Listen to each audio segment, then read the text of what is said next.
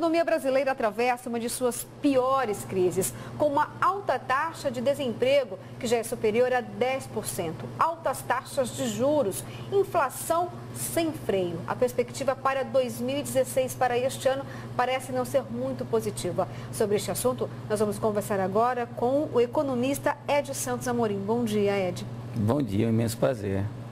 Bom, 3% das famílias brasileiras parece que não sentiram a crise, porém 85% da nação estão sofrendo com esse cenário. Isso deve mudar alguma coisa? A verdade, esse percentual de pessoas que não sentiram ainda a questão dos problemas que a economia brasileira vem passando são famílias da classe classe A e um pedacinho da classe B, que uma parte da classe B também já estão sentindo os efeitos dessa crise.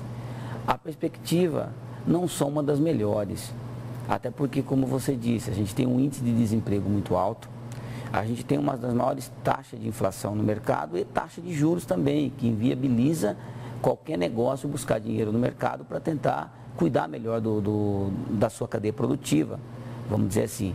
E sem contar que o resultado efetivamente do comércio em 2015, frente a 2014, teve uma das suas maiores quedas de vendas, ou seja, a tendência é que a gente tenha um cenário ainda desfavorável em 2016, onde as pessoas têm que ter muita cautela no que vai fazer no início do ano.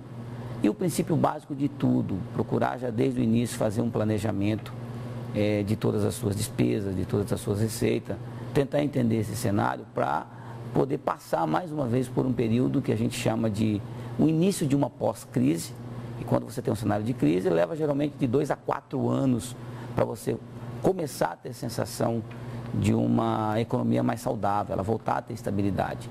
Enquanto isso não aconteça, todos nós temos que se cuidar ao máximo das nossas finanças, principalmente gastando o mínimo do básico para promover sobras.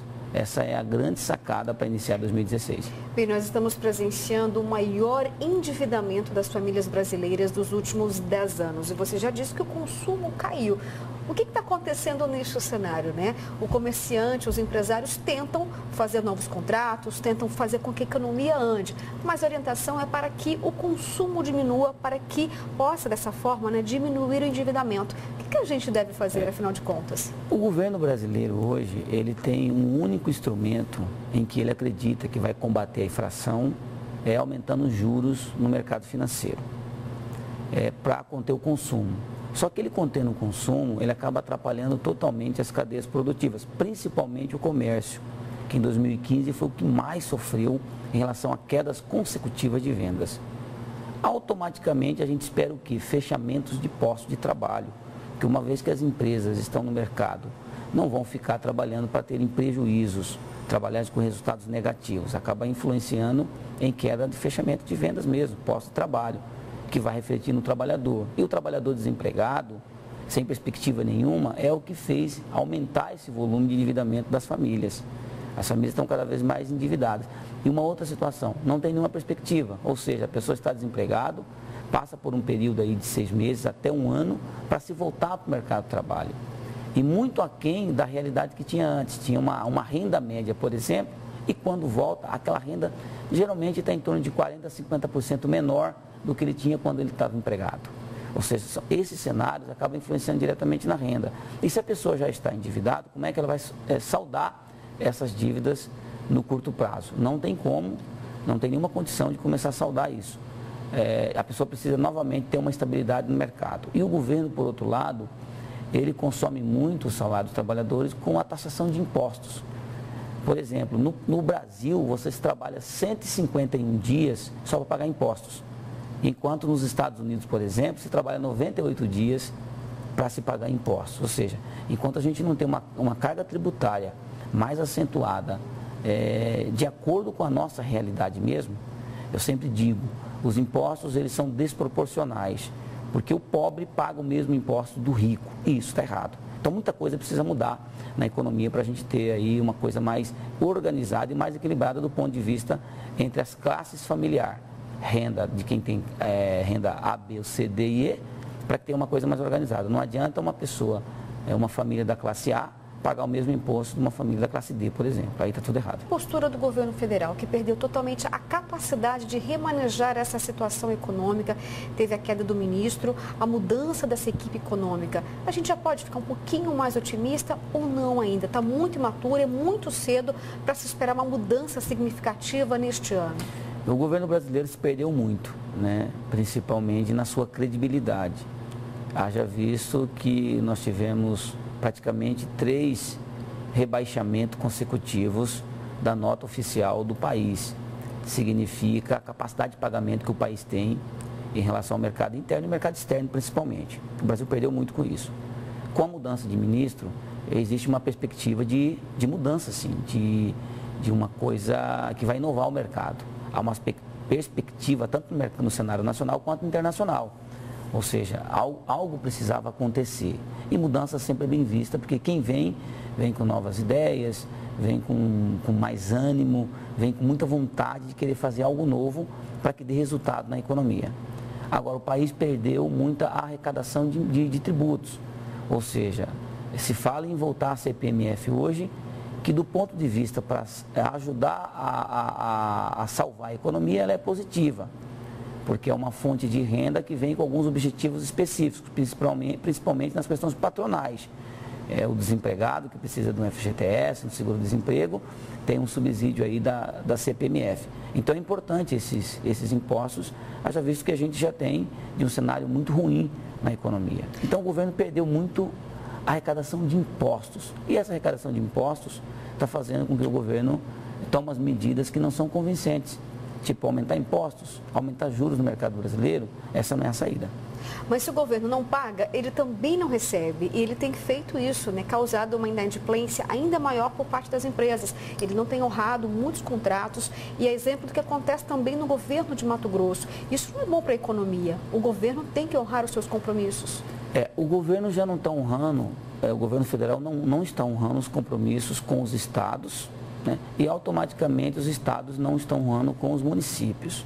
Então esses repasses do governo federal para o governo estadual e o governo estadual para as prefeituras municipais, isso é uma cadeia produtiva com efeito que faz com que a economia circule nos seus estados e nos municípios. Então alguns estados hoje estão com dificuldade até mesmo de honrar a folha de pagamento, de pagar fornecedores, as terceirizadas, por conta de falta de repasse do próprio governo federal. E são repasses legais, são leis. Por exemplo, aqui no estado de Mato Grosso tem o FEX, que é do saldo das exportações. Como o estado de Mato Grosso ele é eminentemente exportador de grãos, ele tem esse repasse garantido por lei do governo federal. E o governo federal não está repassando. E isso impacta, sim, diretamente, porque há uma perspectiva em relação a essa receita. Quer dizer, o governo federal, quando deixa de passar isso para os estados e municípios, já é taxado, sim, como caloteiro, como um governo que não honra o compromisso. E isso é uma cadeia e acaba atrapalhando na ponta. Para a gente encerrar, Ed, vamos deixar uma orientação, né, para as pessoas. Por exemplo, o momento agora é de fazer uma reforma na casa, é de entrar em um financiamento habitacional, é de trocar o veículo, mesmo para as pessoas que não perderam o emprego. Essas pessoas são responsáveis por fazer a economia andar ou não? Elas também têm que ter preocupação e pisar no freio. Essas pessoas que não foram atingidas, que é um percentual pequeno de pessoas e trabalhadores, tem que dar o exemplo, né? Uma vez que está com suas finanças em dia, controlada. A palavra de ordem é para todos, é iniciar o ano fazendo um planejamento. De que forma? Colocar aí na ponta do lápis aí, o que eu tenho de renda. E aí, numa outra coluna, você coloca as suas despesas. O que eu tenho de despesas? Aonde é que eu posso cortar? A ideia de fazer um planejamento é sempre olhar com sobras. Eu não posso ter um comprometimento de 100% da minha renda. Eu tenho que sobrar aí pelo menos de 20% a 40%.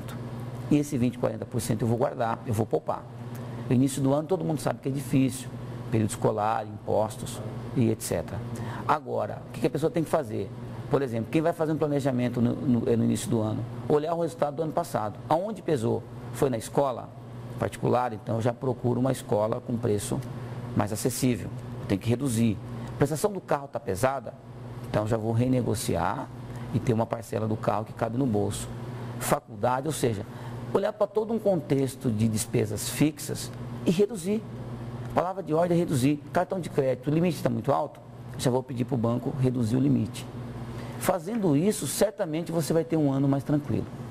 Porque a economia não oferece nenhuma perspectiva de curto prazo. Então, nós é que temos que fazer, cuidar das nossas finanças, para a gente aguentar qualquer crise que venha pela frente.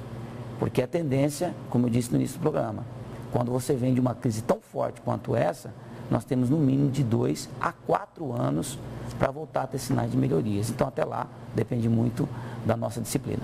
Ok, muito obrigada pelos seus esclarecimentos. Eu que agradeço, é um imenso prazer.